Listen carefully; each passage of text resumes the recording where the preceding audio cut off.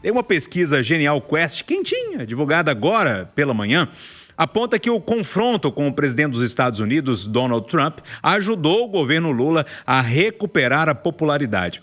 A aprovação saiu de 40% para 43% e a desaprovação caiu de 57% para 53%. Isso tudo entre maio e julho.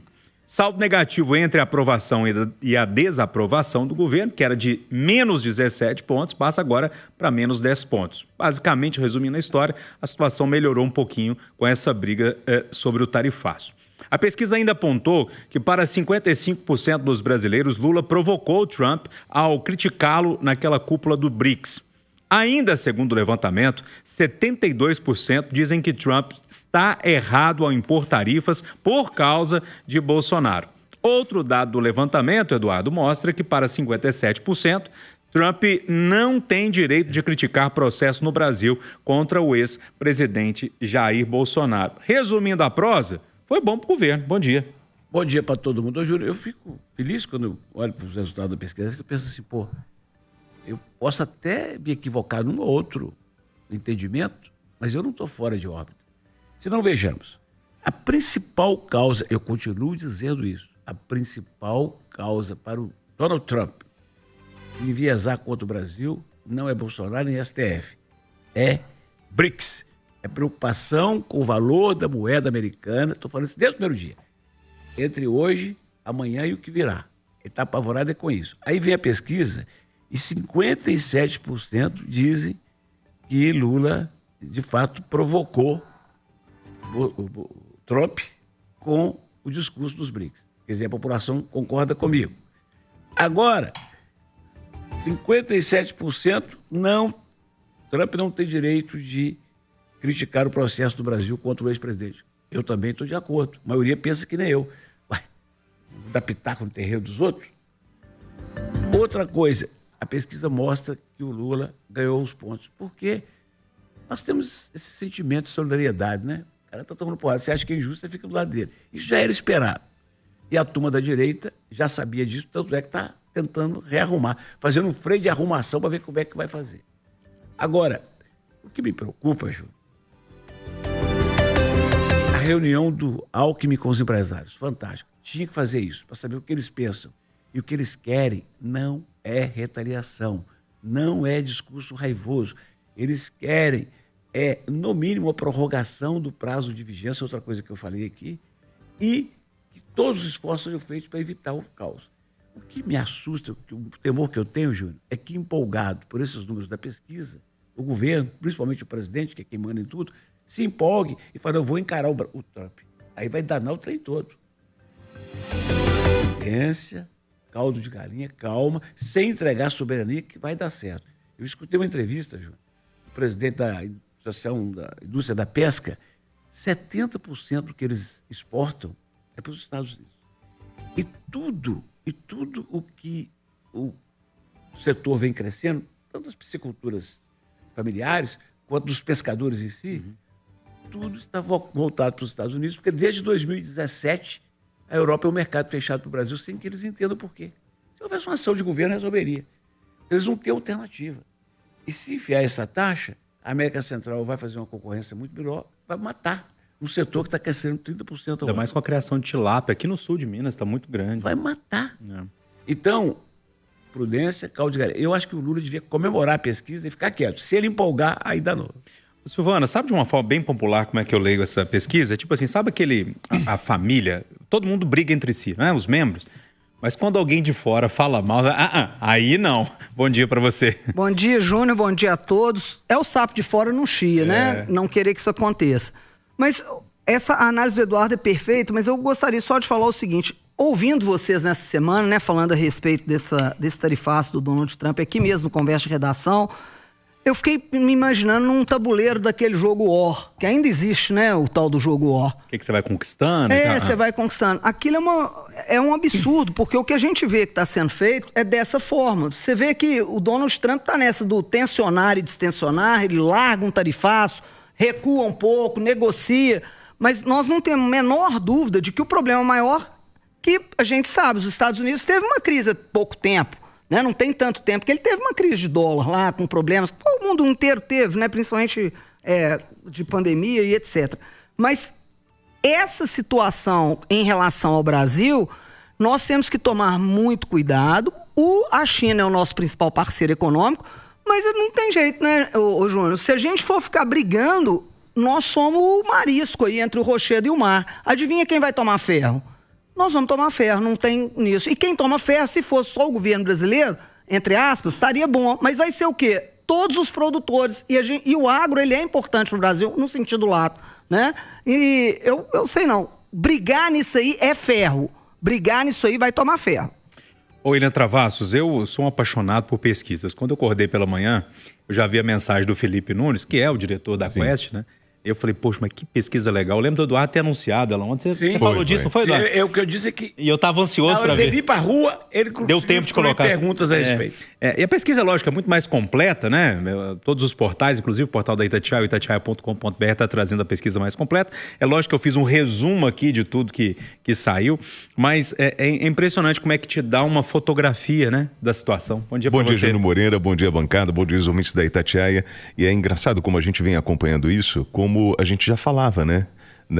Eu comentei aqui, vamos ver como a pesquisa vai responder. O Eduardo Chão, o Felipe já vai colocar esses questionamentos, porque isso traz para a gente um raio-x de como a população está enxergando.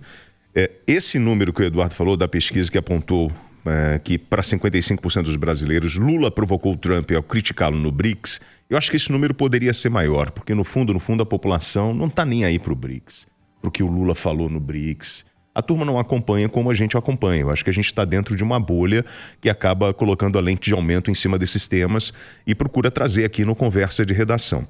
Como um apaixonado por war, né, por esse joguinho de guerra, a gente sabe que o objetivo no jogo é conquistar um continente ou um determinado número de países e a estratégia que você usa é atacando aquele mais fraco.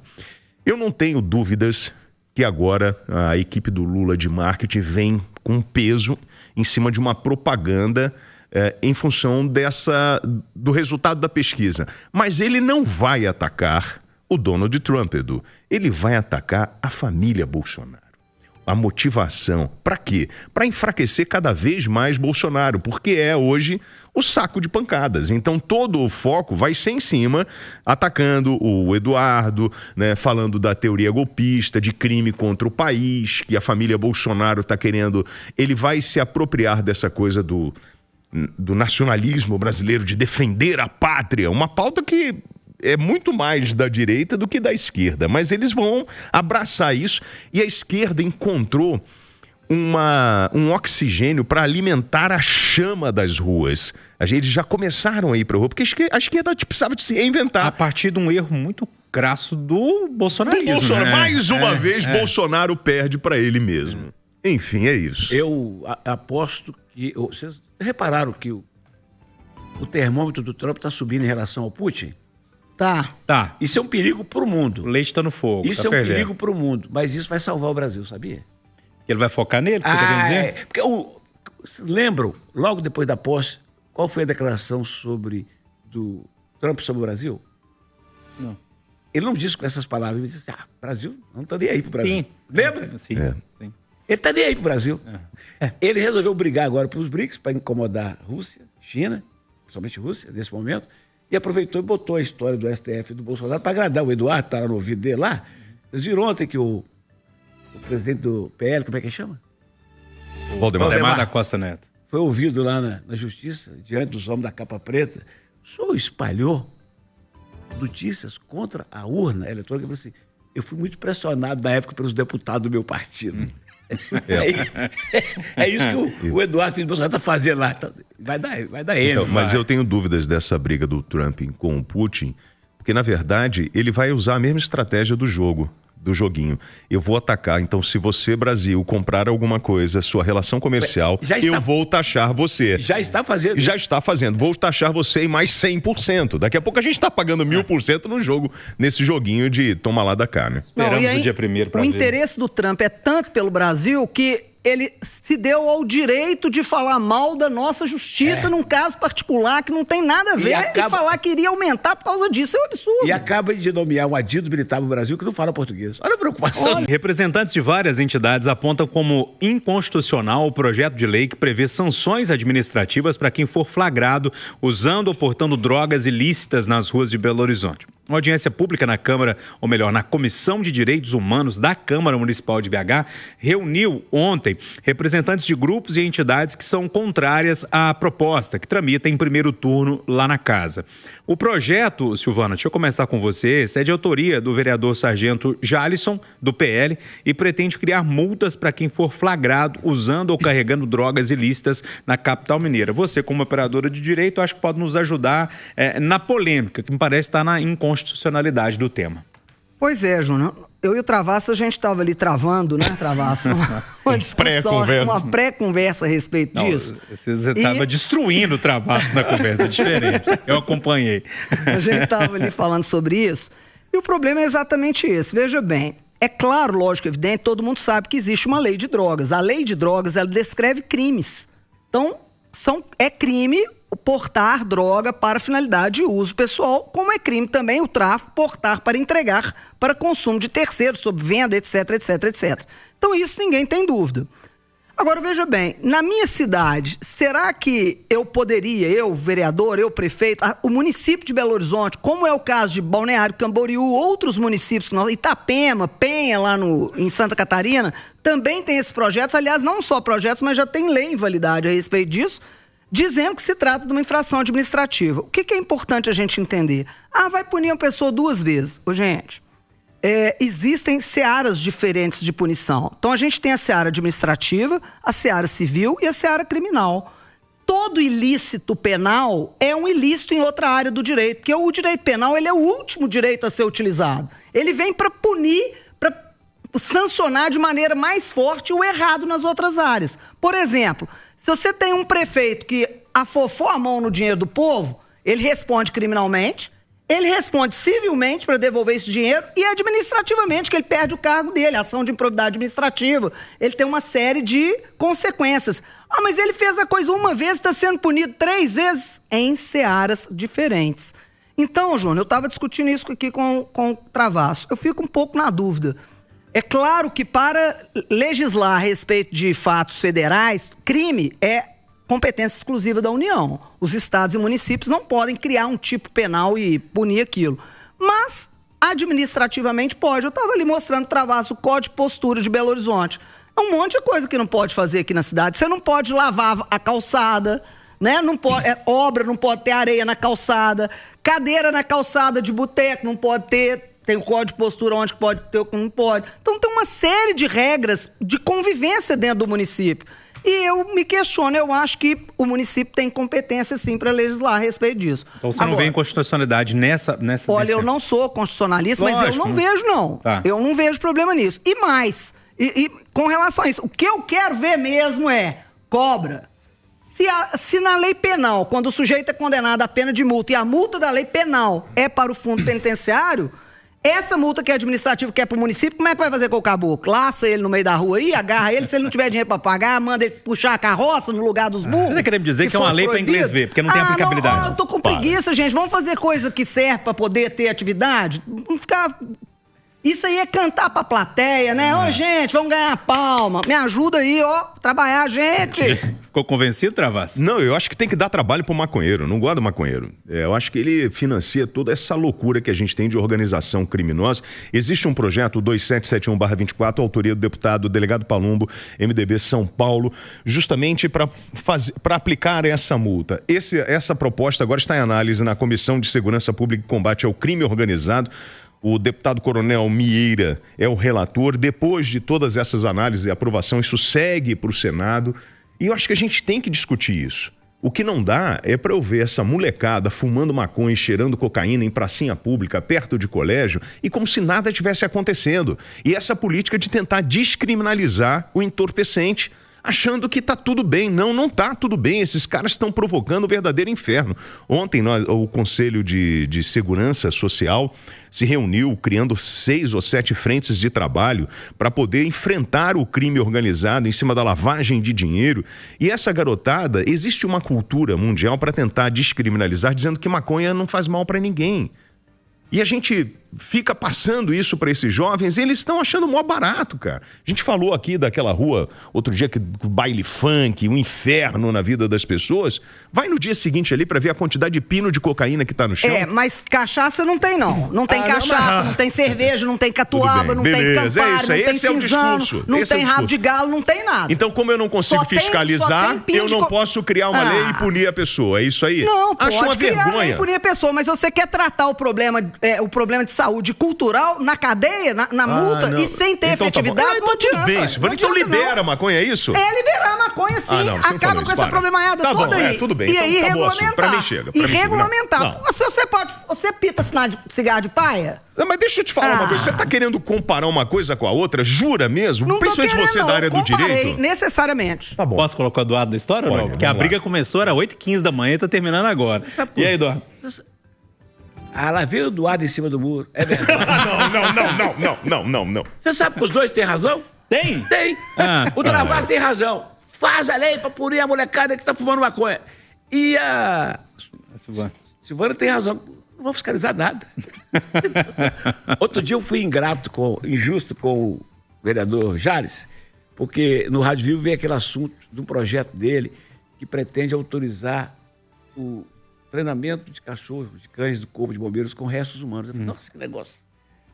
Depois ele explicou e eu entendi perfeitamente que é válido demais. Porque quando o corpo está em putrefação, está lá no meio do mato jogado, o cheiro, se os cães bem treinados, os cães vão localizar. Então é um negócio meio, né, do outro mundo, mas necessário. Hein? Funesto demais. Funesto, mas necessário.